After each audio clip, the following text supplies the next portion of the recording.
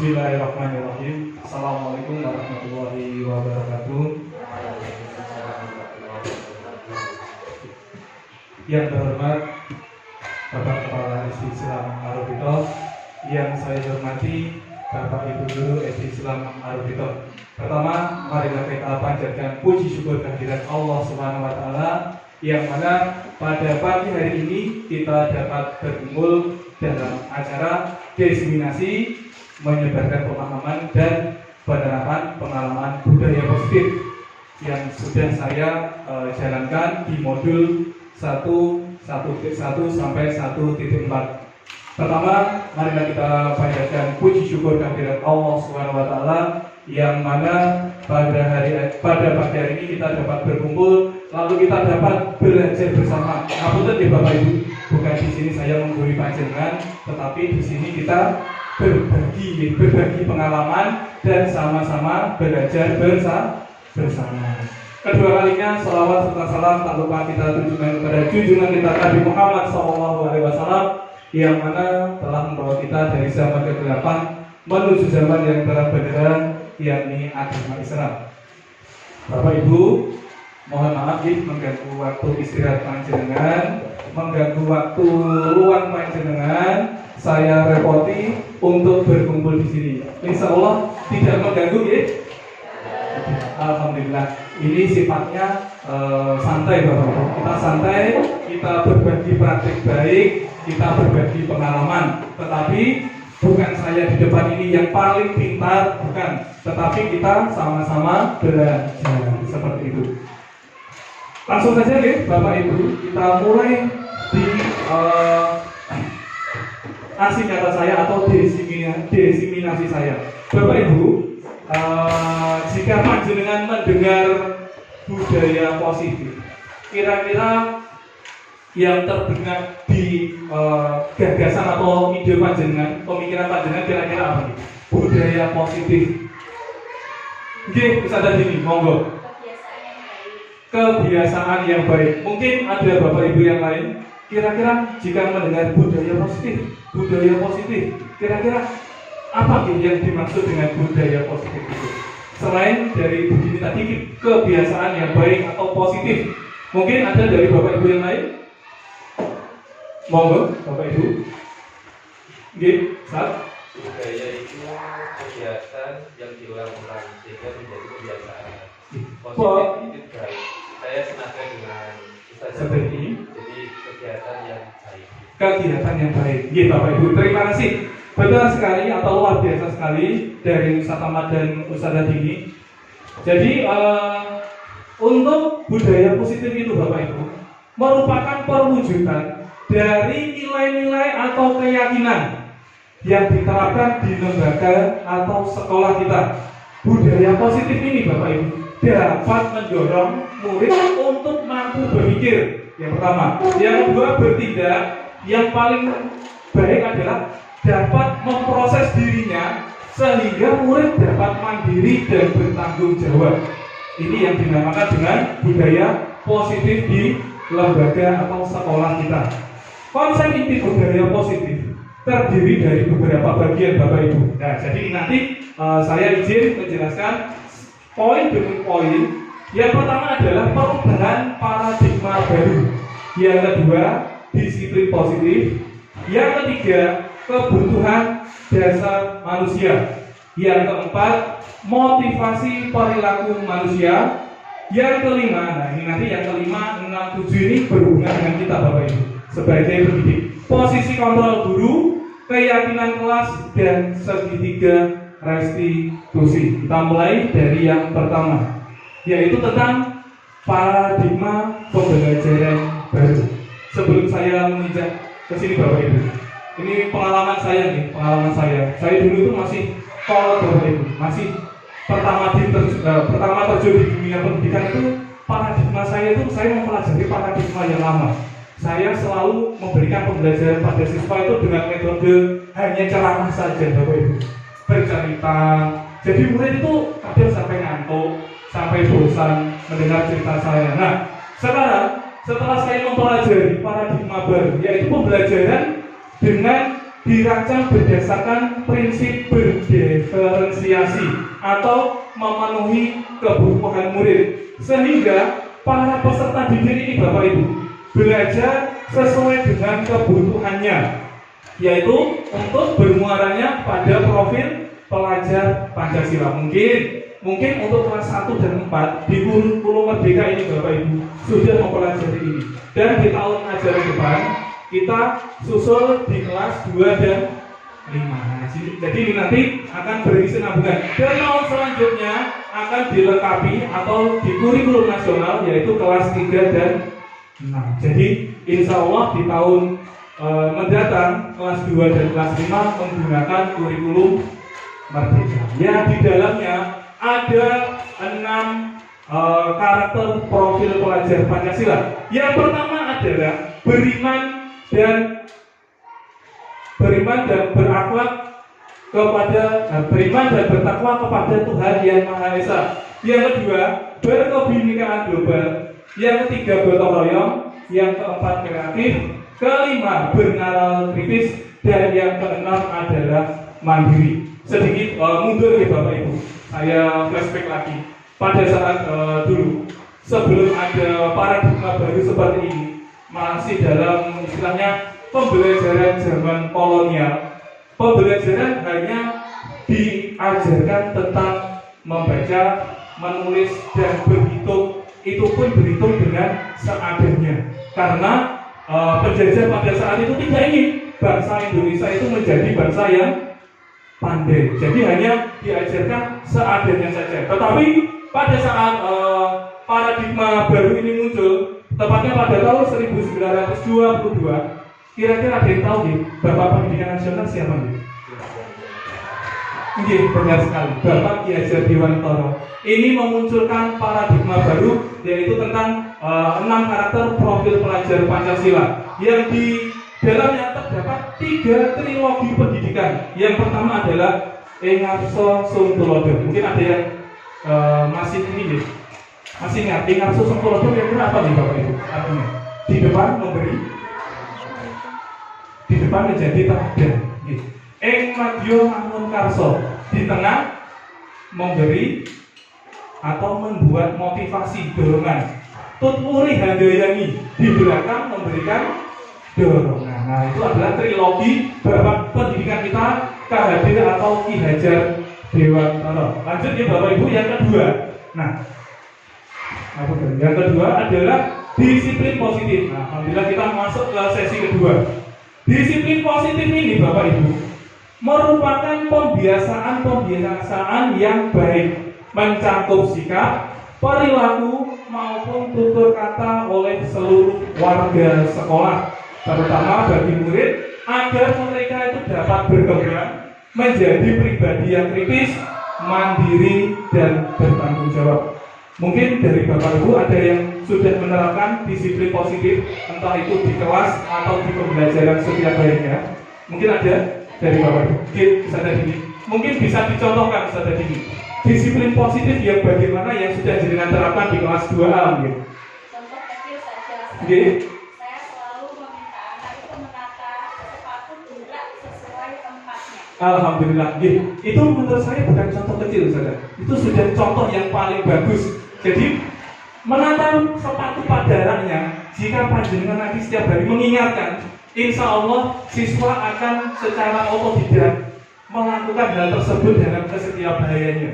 Seperti saudara ini. Itu sekarang malah teman-teman yang mengingatkan. Oh, alhamdulillah. Teman-teman hafal. Ayo Mas Ferdi, tempatmu salah. Oh ini Zaidah bukan naruh. Jadi Saling mengingatkan. Sekarang sudah malah mengingatkan kemarinnya. Alhamdulillah. Oke, terima kasih saudara ini. Semoga selalu istiqomah dalam menjalankan amanah tersebut untuk anak-anak. Mungkin dari Bapak Ibu yang lain ada yang sudah menerapkan disiplin positif di kesehariannya. Kalau saya dulu menerapkannya ke semua kelas saudara, karena saya tidak punya kelas. Jadi saya semua kelas saya ingatkan gitu, untuk menerapkan 5S, yaitu salam, senyum, sapa, sopan, santun. Kalau saya seperti itu. Mungkin panjenengan lebih bagus lagi untuk penerapan disiplin positif. Dan kita Bapak Ibu sebagai pendidik, tujuan kita adalah menciptakan peserta didik yang memiliki disiplin diri sehingga mereka dapat berperilaku kepada nilai-nilai yang positif. Sepakat dengan sadar diri sudah melakukan ya? Alhamdulillah. Jadi jenengan sebagai pendidik sudah melakukan sadar. Jadi disiplin positif ini sudah diterapkan kepada anak-anak.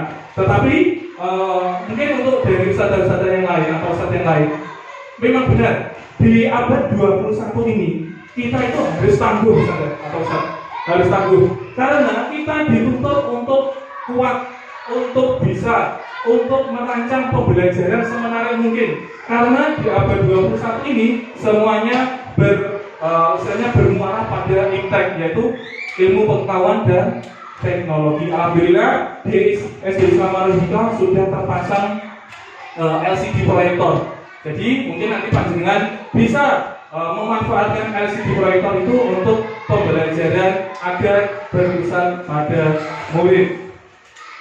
Lanjut Ustaz-Ustazah, untuk yang ketiga adalah kebutuhan dasar manusia. Kita tahu ya, manusia itu setiap hari pasti punya kebutuhan yang harus dipenuhi. Kebutuhan dasar manusia merupakan sesuatu yang kita lakukan untuk mendapatkan apa yang kita inginkan. Seluruh tindakan yang kita lakukan itu pasti memiliki tujuan. Dan semua usaha terbaik yang sudah kita lakukan itu akan dapat terpenuhi dengan baik. Kira-kira dari panjenengan kebutuhan dasar setiap harinya apa nih Bapak Ibu? Kira-kira kebutuhan panjenengan setiap harinya yang harus dipenuhi? Makan, benar saudara. Nanti ada poin makan juga. Benar, terima kasih saudara. Makan. Mungkin ada lagi kebutuhan apa yang setiap hari panjenengan istilahnya perlukan atau lengkapi untuk kelangsungan hidup panjenengan selain makan dari gagasan saudara. Tempat tinggal, tempat tinggal. Mungkin ada lagi pendidikan. Kita buktikan pada kebutuhan dasar manusia. Ternyata kebutuhan dasar manusia ada 5 saudara. Benar yang dikatakan saudara Ahmad. Yang pertama adalah kebutuhan untuk bertahan hidup. Pasti kita setiap hari berusaha berjuang untuk bertahan hidup. Yang pertama adalah makan. Benar sekali saudara. Pasti butuh makan. Butuh pakaian. Mungkin pakaiannya yang setiap hari dikolaborasikan dengan syar'inya.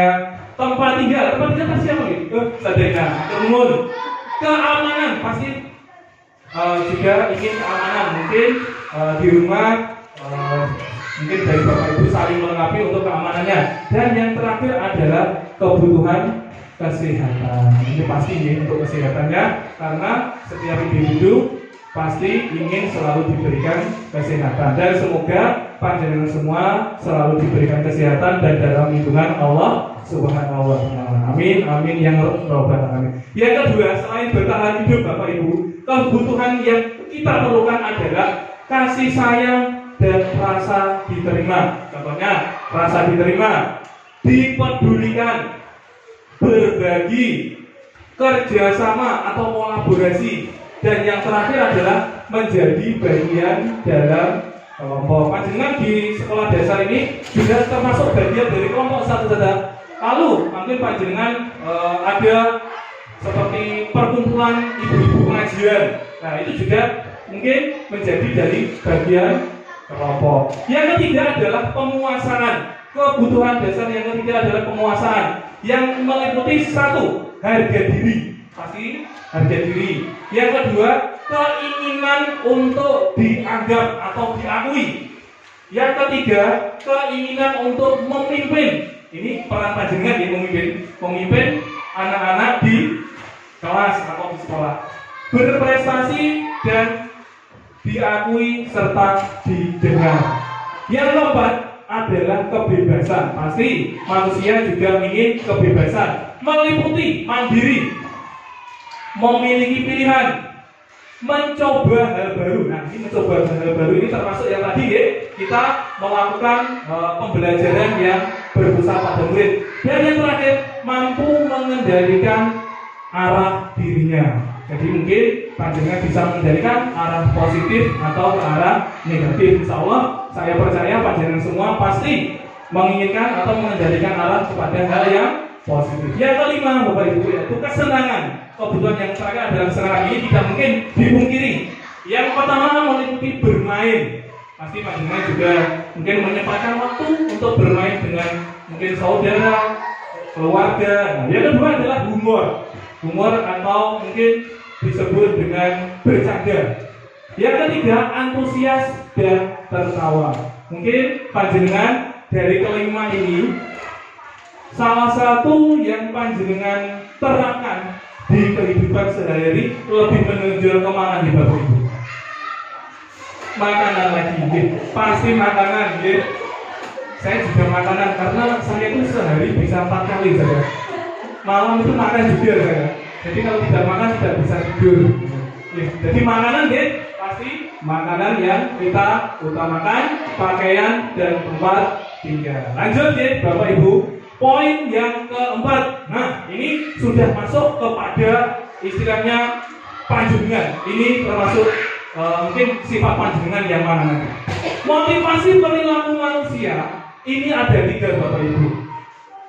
Yang pertama adalah menjadi seorang yang memiliki atau menciptakan hukuman ke setiap hariannya. Yang kedua adalah konsekuensi. Yang ketiga adalah restitusi. Kira-kira dari ketiga ini yang paling bagus yang mana Bapak Ibu? Yang paling bagus restitusi. Setuju ya? Restitusi. Kita bahas satu persatu terlebih dahulu. Hukuman Bapak Ibu. Hukuman adalah tidak terencana atau datangnya tiba-tiba. Sama ada anak yang memecahkan kaca di kelas. Kira-kira panjenengan langsung memberikan hukuman Bapak? Biasa bicara dulu. Oke, terima kasih. Biasanya ada yang langsung memberikan hukuman. Kamu itu langsung seperti itu. Jadi itu datangnya tidak terencana atau tiba-tiba karena memang kejadiannya juga tidak diinginkan. Yang kedua, murid itu tidak tahu apa yang nanti akan terjadi. Entah murid itu dihukum, entah dijewer, entah dipukul. Nah, jadi murid tidak tahu apa yang akan terjadi setelah melakukan kesalahan itu. Yang ketiga, bersifat satu arah dari kita mawon. Contohnya, langsung bersihkan Mas. Langsung dibersihkan. Jadi hanya satu arah, tidak komunikasi 2 arah. Yang keempat, ini biasanya berupa fisik atau psikis. Jadi ini adalah hukuman. Yang kedua, konsekuensi, saudara. Ini sudah terencana, tetapi murid ini tetap dibuat tidak nyaman. Mungkin sudah ada kesepakatan, tetapi murid ini tetap tidak nyaman karena guru selalu memonitor atau memantau siswa. Yo, sama mau melakukan apa tidak. Nah, jadi selalu dipantau terus. Ini adalah konsekuensi. Nah, benar yang panjenengan katakan. Yang paling bagus adalah restitusi. yaitu proses menciptakan kondisi bagi murid untuk memperbaiki kesalahan. Prosesnya berupa kolaboratif dua arah yang mengajarkan murid untuk mencari solusi sendiri. Jadi semua tadi kasusnya memecahkan kaca. Panjenengan berikan sebuah validasi tindakan yang salah dulu. Ya Mas, tadi sama melakukan apa? Lalu panjenengan stimulus, kira-kira setelah itu solusi apa yang bisa sampean lakukan. Jadi kita ngobrolnya itu enak saudara. Jadi tidak memberikan hukuman atau konsekuensi. Jadi kita memberikan stimulus dulu. Kira-kira tadi sama melakukan apa? Lalu yang kedua jangan sambung.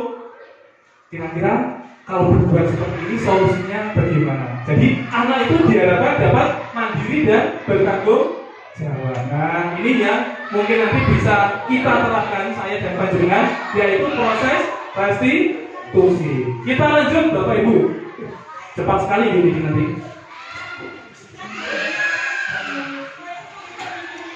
Sudah tidak terasa, sudah poin yang kelima Bapak Ibu. Nah ini juga sangat penting menurut saya, yaitu posisi kontrol guru.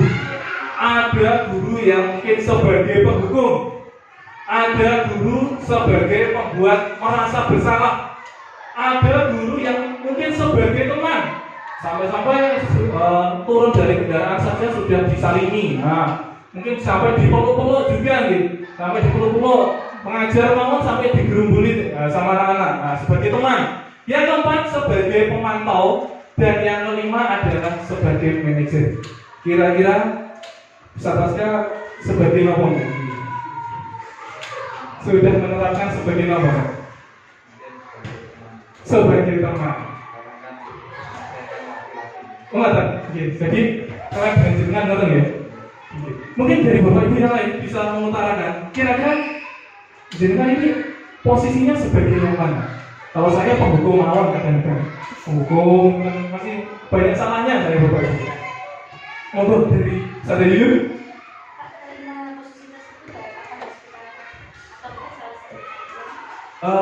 Ini untuk posisi ini bapak ibu. Ini mungkin hanya variasi saja, variasi. Nah nanti kita pilih yang terbaik, betul. Pilih yang terbaik.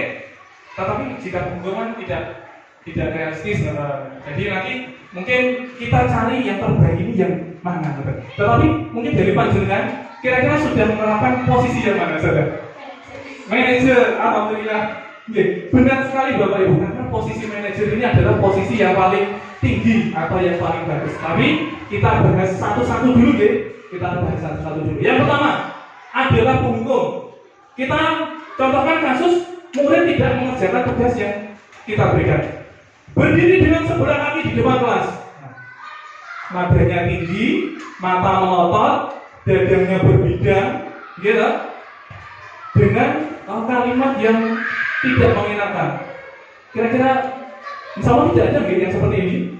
Tidak ada. Jadi, ayo mas, berdiri di depan kelas dengan satu kaki. Nah, ini tidak boleh. Karena posisi ini termasuk posisi apa Bapak Ibu? Penghukum. Yang kedua, pembuat merasa bersalah. Ini nadanya datang Bapak Ibu, tapi dapat menyakiti hati siswa. Sudah kesekian kali Bapak Ibu ingatkan. Kamu senang ya melihat Bapak Ibu terus-terusan bertindak seperti ini. Nah, jadi itu secara tidak langsung mau mengaruhi apa Bapak Ibu? Perasaan siswa. Jadi, sama senang toh mas. Bapak Ibu bengak-bengok seperti ini setiap hari. Nah, seperti itu. Jadi kita itu membuat rasa bersalah kepada siswa. Ini juga tidak bagus untuk diterapkan. Posisi yang ketiga adalah teman. Ayo mas, mbak, kamu kerjakan tugasnya. Nanti kalau sudah selesai kita bermain. Nah, ini sebagai teman. Jadi sebagai teman seperti itu kita mengajak, lalu kita memberikan reward, misalnya bukan reward. Jadi ada ya yang seperti ini. Ayo mas, mbak, anda dikerjain nih. Setelah ini, makanya bisa jadi akan terus ini. Mungkin sepeda biasa. Oke, jadi kita mengibaratkan murid itu sebagai teman, tetapi tetapi tetap dalam koridor yang baik. Kadang kalau kita mengibaratkan murid itu sebagai teman, kadang murid itu malah melonjak lalu ngomong gitu. Melonjak lalu berani pada kita kalau kita tetap tidak menjalankan posisi teman ini dengan baik. Jadi tetap pada penekanan yang sewajarnya. Yang keempat adalah pemantau. Pemantau ini adalah posisi yang seperti ini, saudara. Kamu sudah melakukan kesalahan dan sudah mengetahui konsekuensinya. Sekarang segera selesaikan dan kumpulkan. Jadi memantaunya ini dia mengibaratkan tetap ada peraturan, saudara. Jadi sudah tahu aturannya atau sudah tahu konsekuensinya, tetapi dipantau terus agar segera menyelesaikan atau ibaratnya seperti apa gitu. Ngedeni gitu loh, saudara. Ngedeni kepada siswa biar tugasnya itu tepat waktu, tetapi tetap menyangkut pautkan dengan peraturan yang dibuat di kelas. Jadi, sudah tahu toh konsekuensinya? Ayo, istighfar 33 kali. Nah, jadi seperti kita menakut-nakuti siswa dengan peraturan yang sudah ditetapkan di kelas. Nah, ini yang Ustaz Darius tadi katakan. Posisi yang baik untuk kita adalah posisi manajer, yaitu tentang seperti ini untuk ceritanya. Apakah kamu tahu kesalahanmu? Kita bertanya dulu kepada siswa. Keyakinan sekolah apa yang kamu langgar? Siswa menjawab dulu satu-satu. Halo Pak, saya tadi terlambat datang ke sekolah. Lalu apa yang kamu lakukan untuk menyelesaikannya? Nah, siswa diajak berpikir atau bertanggung jawab menyelesaikan masalahnya. Oh iya Pak, besok aku tidurnya tidak terlalu malam agar tidak terlambat lagi. Nah, jadi dari panjenengan menstabilkan identitas, menanyakan keyakinan, lalu panjenengan tawarkan solusi biar anak tersebut mandiri dan bertanggung jawab menyelesaikan kesalahan yang dia buat sendiri. Insya Allah setuju ya kalau kita menerapkan posisi sebagai manajer? Alhamdulillah. Jadi kita harus menerapkan posisi sebagai manajer di setiap hariannya. Sekarang saya izin bertanya nih, saudara. Nanti peraturannya angkat tangan dulu. Saya sodorkan atau sebutkan nama jangan menjawab. Posisi kontrol apakah aku? Saya kecewa sekali dengan kamu. Kira-kira dari kelima tadi, Ustaz Reda, monggo bisa maju saja. Betul apa? Betul, sekedar mawon. Ini ada hadiahnya nih. Saya siapkan hadiah. Nah, saya siapkan hadiah nih. Betul. Nah, ada hadiah. Insya Allah tidak ada yang zong.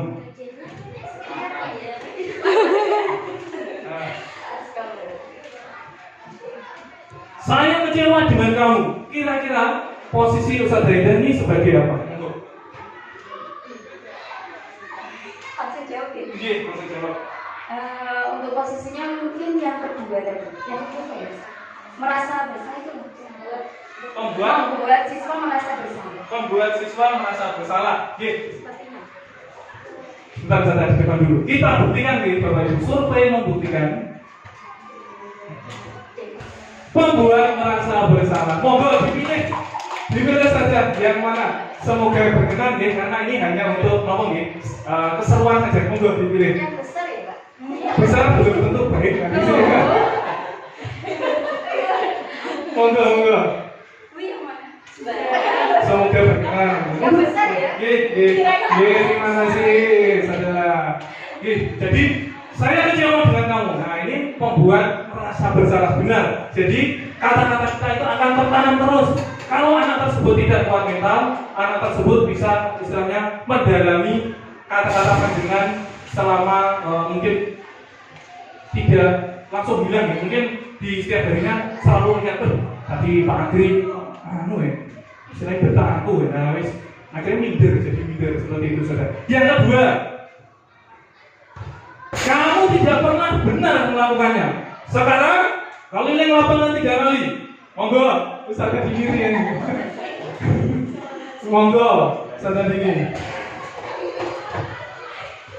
Kamu tidak pernah benar melakukannya. lapangannya. Sekarang kamu keliling lapangan 3 kali. Saudara, kira-kira kalau jenengan mengucapkan ini, jenengan sebagai ngomong ya? Penghukum. Penghukum. Ya. Kita buktikan ya, di sini dulu. Kita buktikan. Ya, penghukum, saudara, dipilih penghukum karena kita memberikan siswa hukuman yaitu berkeliling lapangan 3 kali. Nah ini saya biasanya, saya salah nih. Yang keempat, ketiga, posisi kontrol apakah aku? Kira-kira bagaimana kamu akan memperbaiki masalah ini? Selamat. Sudah sambil bisa. Kita depan ngomong. Kira-kira bagaimana kamu akan memperbaiki masalah ini? Nah, kira-kira jika Ustadz Ahmad berbicara seperti ini, Ustadz Ahmad ini posisinya sebagai apa? Sebagai manajer. Sebagai manajer. Kita buktikan bisa ya? Alhamdulillah. Mau Ustaz? Mungkin nanti kalau dalamnya untuk perempuan, untuk istrinya terus aja. Nggih, monggo. Alhamdulillah. Jadi posisi manajer ini tadi adalah posisi yang kita sepakati untuk diterapkan di SD Islam Al-Bid'ah. Masih ada beberapa pertanyaan lagi, Bapak Ibu. Nah ini, ayolah melakukan demi Bapak Ibu dan dimarahi Pak Ahmad. Betul. Oke, ayo Mas, ayo manut, tasnya yuk, tasnya beda dimarahi Pak Ahmad. Sebagai teman. Sebagai teman, coba sakit. Alhamdulillah, Ustaz. Jadi mungkin pasca sering ya seperti ini mungkin. Ayo Mas, sudah Mas, masuk bulan jago. Terakhir, Bapak Ibu terakhir. Kamu terlambat 15 menit.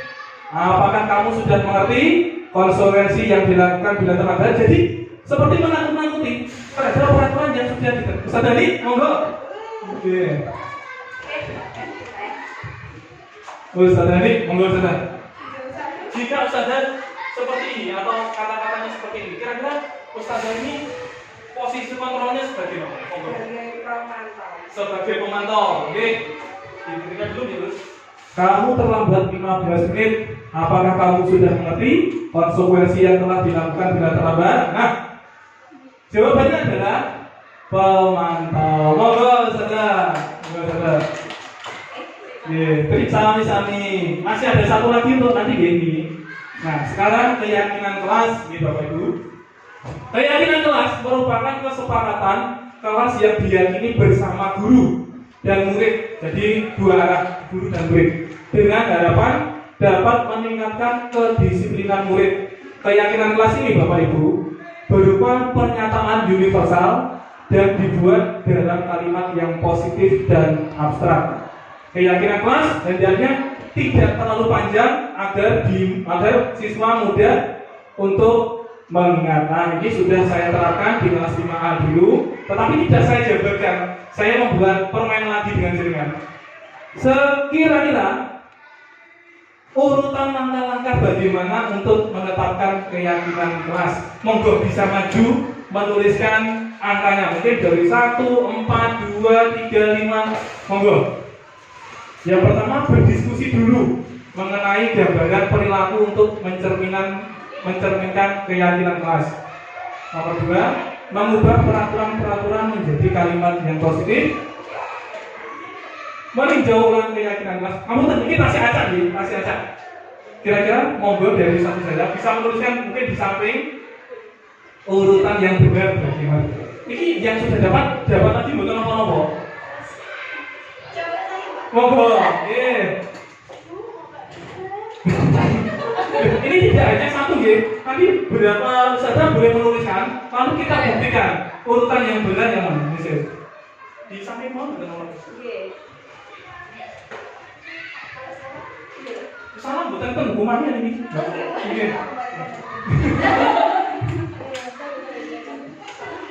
Monggo di samping sana sakit.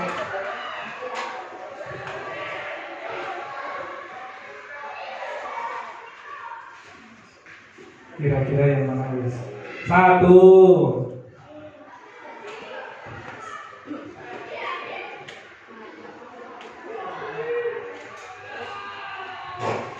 4.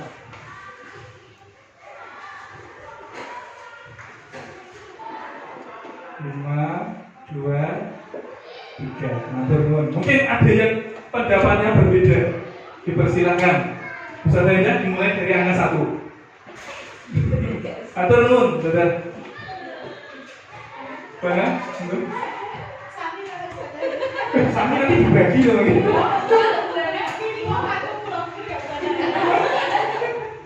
Enggak, kalau apa? Saudara Riza, Bu Ima, Bu Win, Bu Nurul. Oh, Bu Yesi boleh bukan apa-apa.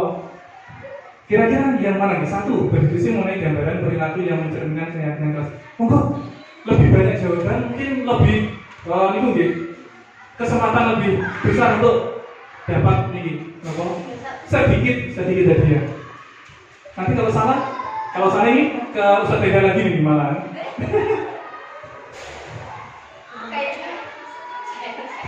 Sister, kita berikan kesempatan di kepada yang lain. Kasihan monggo Mas.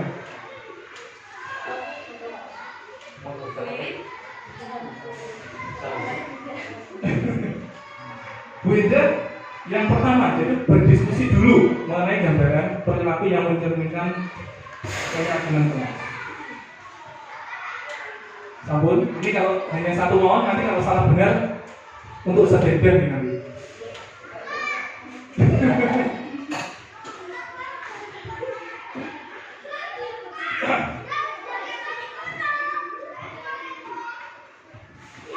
Kira-kira wonten malih bisa.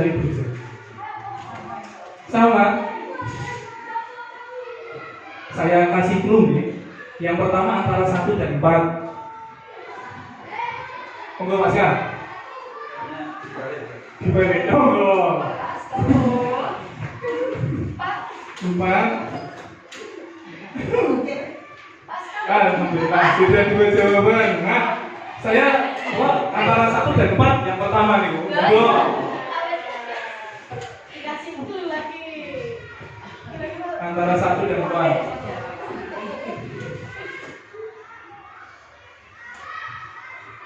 Masih ingat ya tadi Ustaz Zaida yang mana, Pasca yang mana, nanti saling mengakui. Sampun? Kalau sampun, nanti saya buka nih jawabannya. Sampun ya? Nanti jika salah atau benar, mungkin tidak berkecil hati untuk yang sama. Kita buktikan. Yang pertama adalah 4. Yang kedua 2. Jadi ini pripun ini? Pertanyaannya habis ya, Us. Yang ketiga adalah ini. Revisi, buat revisi. Nanti aja nanti untuk refleksi mawon. Untuk refleksi. Jadi yang pertama adalah 1, berdiskusi dulu saja, memunculkan peraturan-peraturan yang perlu ditaati. Kita diskusikan dengan siswa. Mas, Mbak, peraturan apa yang kita sepakati? Yang kedua, mengubah peraturan menjadi kalimat yang positif. Soalnya saya seperti ini, yang negatif. Jangan ramai di dalam kelas. Kira-kira kalimat yang positif mau nih? Jangan yang tidak boleh. Disiplin atau menciptakan kerukunan, mungkin seperti itu. Karena kemarin saya sudah membuat ini keyakinan kelas di 5A, karena saya tidak mungkin dia membuat 12 keyakinan kelas karena saya tidak punya kelas. Lalu saya hanya membuat 1 mawon, saya letakkan di sini untuk istilahnya nanti anak masuk bisa melihat. Jadi ya, mengubah peraturan menjadi kalimat positif. Yang ketiga adalah menanyakan peraturan-peraturan menjadi nilai-nilai kebajikan atau keyakinan kelas. Yang keempat, berdiskusi dulu kepada siswa. Kira-kira gambaran keyakinan kelas seperti ini bagaimana? Disetujui atau tidak? Yang kelima adalah meninjau ulang keyakinan kelas dari waktu ke waktu. Kira-kira keyakinan kelas tersebut sudah efektif atau belum untuk dijalankan. Lanjut ya Bapak Ibu. Nah, ini adalah segitiga restitusi. Ini sangat perlu atau memang diperlukan kepada kita untuk keberlangsungan setiap harinya Bapak Ibu. Kalau kita menemui sebuah masalah kepada siswa. Segitiga restitusi adalah suatu proses dialog yang dijalankan guru atau orang tua agar dapat menghasilkan murid yang mandiri dan bertanggung jawab. Segitiga restitusi ini membantu murid Bapak Ibu agar memiliki tujuan, disiplin positif dan memperbaiki dirinya setelah berbuat kesalahan. Dan restitusi bukan untuk menebus kesalahan, namun untuk belajar dari kesalahan yang diperbuat. Nah, kemarin saya sudah melakukan segitiga restitusi kepada 2 siswa. Kasus yang pertama yaitu Askan M ini adalah pada saat pembelajaran olahraga bertengkar dengan teman yang lain atau Mas Yusuf. Yang kasus kedua, Mas Sabir, ini saya berikan tugas, tetapi tugas tersebut tidak dikerjakan.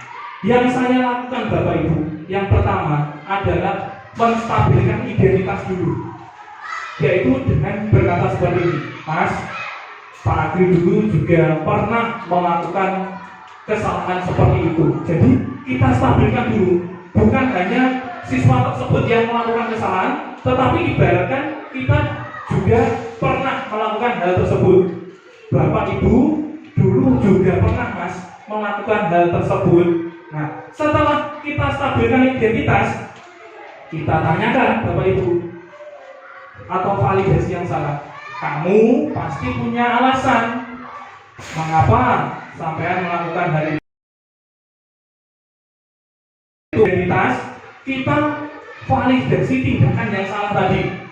Kamu patut bangga Mas pada dirimu.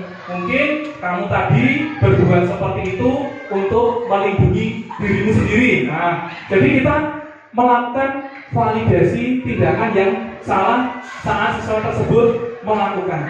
Yang ketiga Bapak Ibu, yang terakhir, kita kembali lagi kepada ini tadi, menanyakan keyakinan. Mas, kira-kira jika sampai tadi melakukan hal tersebut, keyakinan kelas apa yang sampean langgar? Nah, jika siswa tersebut menerapkan ini, pasti langsung atau menjawab Bapak Ibu, anu Pak, tadi saya tidak menghargai dan menghormati teman, akhirnya saya bertengkar. Nah, gunanya keyakinan kelas ini adalah di setiap harinya siswa dapat melakukan hal-hal yang positif. Seperti itu ya Bapak Ibu. Jadi yang pertama adalah menstabilkan identitas, yaitu kita seolah-olah pernah melakukan hal tersebut. Yang kedua adalah apa tadi? Validasi tindakan yang salah. Kita tanya Bapak Ibu, Mas, tadi sama melakukan hal tersebut pasti punya alasan. Kira-kira alasan apa sampai Mas ini melakukan hal tersebut? Yang terakhir, kita kembalikan lagi siswa kepada keyakinan kelas. Ayo Mas, keyakinan kelas apa yang sampai langgar? Kira-kira. Nah, jadi siswa tersebut diusahakan dapat memiliki tanggung jawab dalam mempertanggungjawabkan kesalahan yang telah diperbuat. Mungkin itu ya Bapak Ibu sedikit diskriminasi atau pemahaman saya terhadap budaya positif. Monggo masih ada satu hadiah. Kira-kira untuk refleksi terakhir, Bapak Ibu bisa menyebutkan hari ini kita mempelajari ngomong. Monggo. Ini tidak ada salah dan benar. Jangan mawon yang mengutarakan. Kira-kira hari ini kita belajar apa secara bersama-sama? Monggo. Ustaz ada di monggo Ustaz. Monggo bisa di depan Ustaz.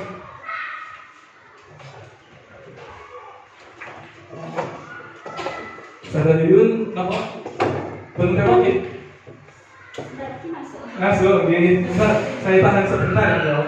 Monggo Ustaz, kira-kira kita belajar apa dengan teman-teman yang lain? Sebenarnya banyak sekali yang saya peroleh hari ini, tapi yang paling menarik ini adalah yang segitiga restitusi. Ya. Jadi yang pertama menstabilkan identitas, yang kedua validasi tindakan yang salah, yang ketiga menanyakan keinginan. karena hal ini juga sering terjadi di kelas 3B. Oh, Di iya. kasus seperti ini. Ya Pak, mau tanya, kemarin ada kasus itu saya bertanya begini, apa benar kamu melawan hal ini? Kira-kira itu masuk ke garis fungsi atau bukan? Pak? Oke, masuk. Oh, masuk. Ini saya ini. Monggo saja. Anu. Oh, Oke. Semoga berkenan, nggih. iya. Nggih. Tadi minta maaf untuk diulang saja. Pripun? Ada masalah, terus katanya ditanya apakah benar kamu melakukan hal ini? Oke, apakah benar kamu melakukan hal ini? Kira-kira dari ucapan Ustaz Zaidun ini masuk ke dalam mana sih? Saudara? Masuk ke dalam validasi tindakan yang salah. Tetapi Ustaz Zaidun mungkin bisa menambahi. Apakah benar kamu melakukan hal ini? Kira-kira hal apa yang sudah kamu perbuat sampai mungkin apa nih? Masalahnya apa nih? Ini masalahnya sudah ketahuan. Oh, sudah ketahuan. Apakah di garis fungsi itu harus diawali dari yang pertama? Menstabilkan identitas. Jadi anak tersebut tidak merasa bersalah, terus. Maksudnya bukan tidak merasa bersalah di nopo nih. Seolah-olah kita nopo nih sejajar atau setara dengan anak tersebut. Jadi ibaratnya dengan Mbak, Bu Yuyun dulu juga pernah melakukan hal seperti ini. Nah, jadi seperti itu ibaratkan panjenengan pernah melakukan hal tersebut agar anak tersebut, ternyata aku tidak sendirian. Baru panjenengan yang tadi benar melakukan validasi. Kira-kira Mbak tadi sampai apakah benar melakukan hal tersebut dan hal apa yang Mbak lakukan? Atau Gus, dan panjenengan jika sudah membuat keyakinan kelas, panjenengan tanyakan Gus, keyakinan kelas, ayo Mbak, sama masihnya atau tidak? Dulu kita sudah sepakat membuat keyakinan. Nah sekarang Mbak ini melanggar. Kira-kira keyakinan apa yang Mbak langgar untuk masalah ini? Ngerti gitu sih. Nah jadi mungkin untuk kedepannya Bapak Ibu guru bisa membuat keyakinan kelas.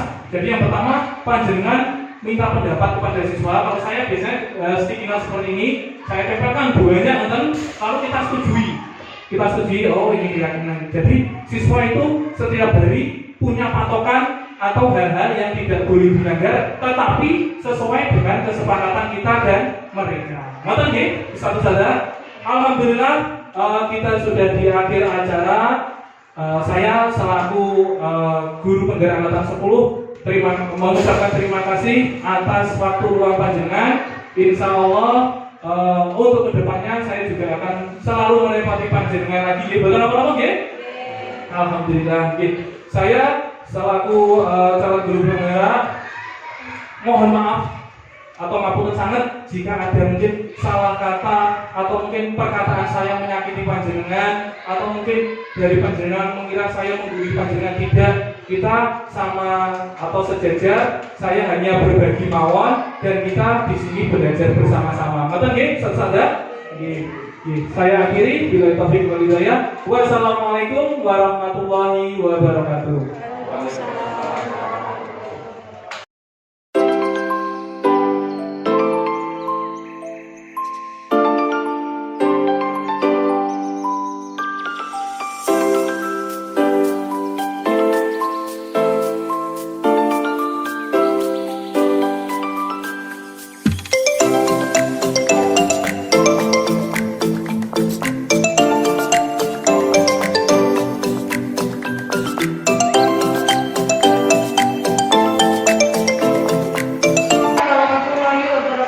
Waalaikumsalam warahmatullahi wabarakatuh. Silakan duduk Mas Aska. Nah, saling dulu. Silakan duduk. Nah, Mas Aska, Ustaz Takdir mau tanya. Tadi Ustaz Takdir lihat pada saat pembelajaran PJOK, Mas Aska bertengkar dengan Mas Yusuf. Apakah benar Mas Aska? Iya Bapak, tapi saya bertengkar dengan Mas Yusuf. Mengapa Mas Aska melakukan hal tersebut? Pasti Mas Aska mempunyai alasan telah melakukan hal tersebut. Tadi pas garis, Mas Yusuf tiba-tiba mendorong saya dari belakang. Lalu saya tidak mengenal perbuatan tersebut, lalu saya membalas. Nah, Mas Aska, bertengkar itu merupakan perbuatan yang tercela. Benar Mas Aska? Benar. Nah, Mas Aska tahu atau dampak jika seseorang itu bertengkar dengan teman yang lain? Kita dapat merugikan teman dan diri sendiri dan kita tidak mempunyai teman. Nah, betul sekali Mas Aska. Akhirnya merugikan diri sendiri, merugikan orang lain, dan akhirnya tidak mempunyai teman. Mas Aska, Pak Adi mau tanya, Mas Aska masih ingat keyakinan kelas yang berkaitan dengan apa yang Mas Aska perbuat hari ini? Kira-kira keyakinan apa Mas Aska?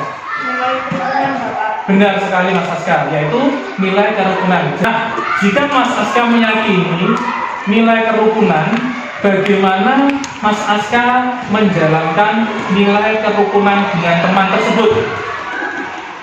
Saling menghargai teman, Menghargai, lalu menghormati, dan tidak tidak membesarkan masalah jika ada teman yang join. Betul Mas Aska. Jadi kita harus mempunyai sikap menghormati agar kita selalu mendapat atau meyakini nilai kerukunan. Mas Aska setuju? Setuju Bapak. Setelah ini harapan dari Pak Adri adalah Mas Aska memperbaiki hubungan dengan Mas Yusuf. Ya Mas Aska ya, agar sesuai dengan nilai kerukunan yang telah kita sepakati. Bisa diterapkan Mas Aska? Bisa Bapak. Oke, terima kasih Mas Aska. Setelah ini boleh kembali ke kelas, lalu bergabung dengan teman-teman yang lain. Silakan Mas Aska, boleh kembali ke kelas. Iya. Terima kasih Bapak. Sama-sama. Assalamualaikum. Waalaikumsalam. Perkenalkan, nama saya Muhammad Alfiandra Aska Mahira. Saya siswa kelas 5 SD Islam Marobito. Perasaan saya ketika Pak Adri menerapkan segitiga restitusi adalah saya merasa senang Pak Adri tidak menghukum saya, tetapi bersama-sama mencari solusi. Terima kasih Pak Adri. Assalamualaikum warahmatullahi wabarakatuh.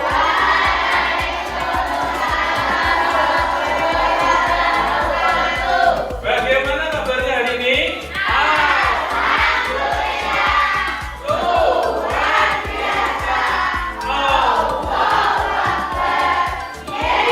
Alhamdulillah kita bertemu lagi pada pembelajaran video kan. Namun hari ini adalah berbeda dengan hari-hari sebelumnya. Kita akan membuat kesepakatan kelas yang nantinya akan mewujudkan keyakinan kelas yang harus diapakan?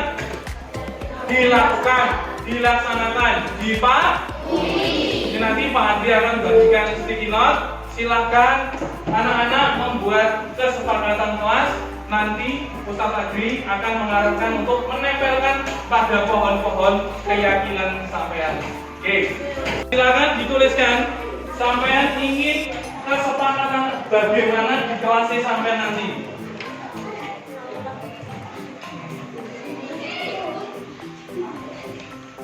Mas jangan terburu-buru ya tulisnya. Nanti dituliskan nama baru bawahnya kesepakatan sampean. Harapan sama Atal juga ikut nulis. Silakan ditulis nama dulu, kesepakatan kelas yang sampean inginkan apa pada saat di kelas ini. Yang positif loh ya, Pak. Jamnya kosong terus sampai pulang. Ya nggak boleh seperti itu ya. Sama ingin bagaimana biar kelasnya bisa berubah. Silakan dituliskan pada sticky note yang sudah Ustadz Adri berikan.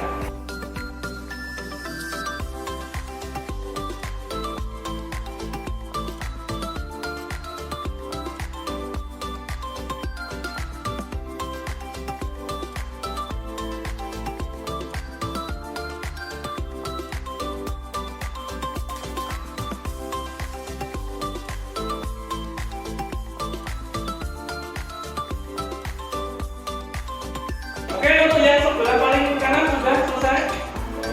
Ya, silakan berdiri yang paling kanan, Mas Alkan ke belakang. Silakan menempelkan pada pohon keyakinan. Silakan tempel Mas di sebelah mana itu boleh. Tempel. Ya, tempel. Boleh. Oke. Tempel. Oke. Terima kasih. Ganti ASKM ke belakang, tempel pada pohon keyakinan.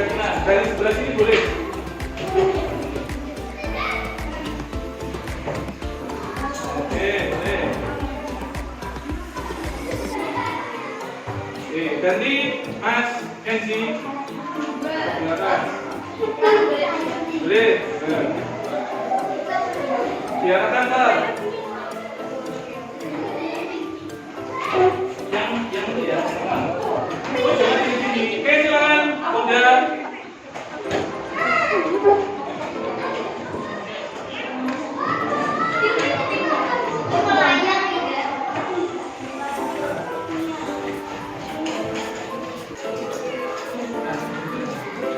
Oke, sudah. Nah, anak-anak, inilah yang dimaksud dengan kesepakatan kelas. Ya, inilah yang dimaksud dengan kesepakatan kelas. Nanti kita ambil yang paling banyak, tidak kita jadikan keyakinan kelas yang harus dipatuhi. Yang tidak pikir dikasih hukuman. Ini jadi mata ya. Tidak memakai alas kaki diberi hukuman. Ini tidak memakai alas kaki diberi hukuman, tidak pikir dikasih hukuman. Dari Mas Alif tidak ramai saat pelajaran. Mas Alif ingin atau kita kelasnya itu tidak ramai saat pelajaran. Kira-kira setuju bukan? Setuju ya? Oke. Setuju. Lalu Jidan buang sampah 2000. Ini masih gimana Mas? Masih ya? Jidan Pak Adwi tertarik kepada Mas Jidan. Kira-kira bisa disampaikan kepada teman-teman ini.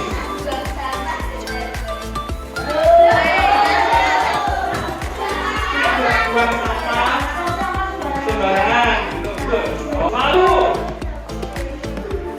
kebanyakan tidak rame, tidak keluar kelas tanpa seizin guru. ACM, silakan Mas Julian. Nah, ini kita dengarkan alasan ACM menuliskan kesepakatan kelas seperti ini.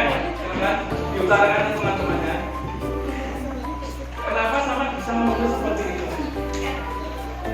Mungkin karena temannya banyak yang keluar kelas sampai izin, seperti itu. Oh, betul. Jadi dari AKM ini menuliskan karena sampean ini keluar kelas mungkin tidak izin dulu. Jadi AKM menuliskan tadi apa? Tidak keluar kelas tanpa izin dulu. Setuju ya Mas? Setuju. Tadi tidak rame. Yang kedua tidak keluar kelas izin dulu. Alhamdulillah anak kita sudah membuat kesepakatan kelas. Ya, nanti kita tempel. Nanti dihias, ditempelkan di belakang tembok ya. Jadi nanti harus disepakati apa yang sudah kita tulis